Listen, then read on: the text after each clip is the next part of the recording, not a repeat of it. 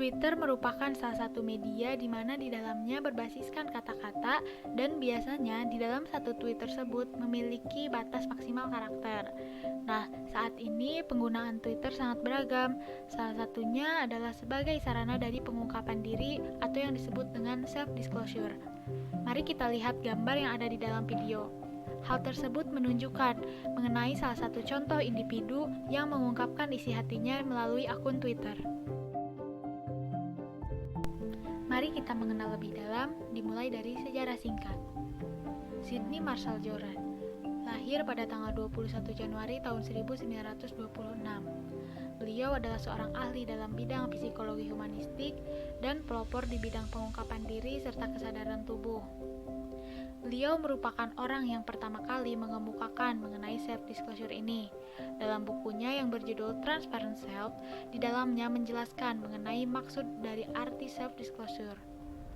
Ia mengartikan self-disclosure sebagai suatu perilaku yang membuat diri kamu tampak terlihat jelas, serta menunjukkan diri sendiri kepada orang lain, sehingga orang lain dapat dengan jelas mengenal kamu. Setelah mengetahui sejarah singkat, kita lanjut ke definisi dari pengungkapan diri ini.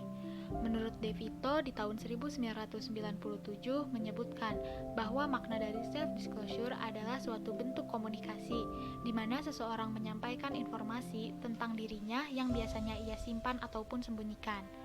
Selain itu, Eatman and Tyler tahun 1973 mengemukakan bahwa self-disclosure merupakan kemampuan seseorang untuk mengungkapkan informasi kepada orang lain yang bertujuan mencapai hubungan yang akrab. Nah, secara tradisional, self-disclosure ini hanya dibatasi sampai konten linguistik yang diucapkan oleh individu, serta menekankan terhadap konteks tatap muka. Tetapi, seiring berkembangnya zaman dan teknologi, membuat pengungkapan diri ini dapat terjadi secara tertulis, baik melalui internet ataupun terjadi antara manusia dengan komputer, seperti yang dicontohkan di awal tadi. Nah, dengan kita melakukan pengungkapan diri ini, maka akan sangat berpengaruh terhadap hubungan dan komunikasi yang terjadi, karena dapat memudahkan orang lain untuk menilai dan mengenal diri kita. Asumsi-asumsi dasar dari teori self-disclosure ini dibagi menjadi 4, yaitu yang pertama, hanya berlaku apabila informasi yang diungkapkan tidak diketahui oleh orang lain. Yang kedua, self-disclosure mengandung informasi maupun pengungkapan perasaan. Yang ketiga, teori ini terjadi kepada individu lain, tergantung kepercayaan kita terhadap mereka. Nah, kita cenderung tidak mau mengungkapkan informasi pribadi terhadap seseorang yang tidak kita percayai. Dan yang terakhir, self-disclosure ini merupakan tindakan dalam sebuah komunikasi interpersonal. Hadirnya teori self-disclosure ini membuat Joseph Love and Harry Ingham mengembangkan teori ini dengan membentuk sebuah model komunikasi. Model komunikasi ini dinamakan Johari Window dan dikenal dengan hadirnya 4 area. Tingkatan dari self-disclosure ini dibagi menjadi 5. Yang pertama, basa-basi. Di tahap ini, pengungkapan diri yang terjadi masih dangkal atau lemah. Yang kedua, membicarakan orang lain. Di tahap kedua ini, hubungan yang terjalin sudah lebih dalam, tetapi topik pembicaraan masih mengungkapkan tentang orang lain. Yang ketiga, saling menyatakan gagasan atau pendapat. Nah, di tahap ketiga ini, kita mulai mengungkapkan dirinya kepada orang lain dan hubungan yang terjalin pun akan semakin erat. Yang keempat, adanya perasaan.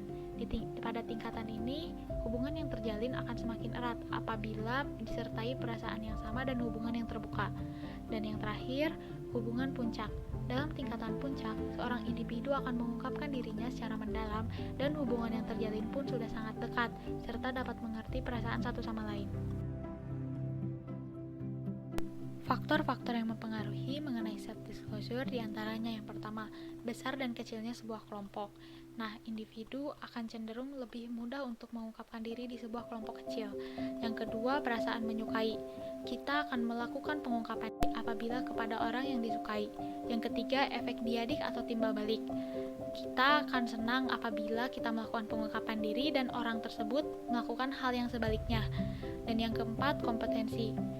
Individu yang memiliki kompeten akan dianggap lebih mudah untuk mengungkapkan diri dibandingkan orang yang tidak kompeten. Yang kelima, kepribadian.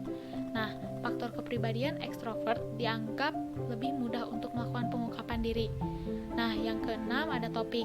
Individu akan lebih mudah untuk terbuka dengan topik-topik tertentu dibandingkan topik pribadi pribadi, seperti keadaan keluarga atau keadaan ekonomi. Dan yang terakhir, jenis kelamin. Ketika kita melihat jenis kelamin, sebagian besar pria kurang terbuka dibandingkan dengan wanita.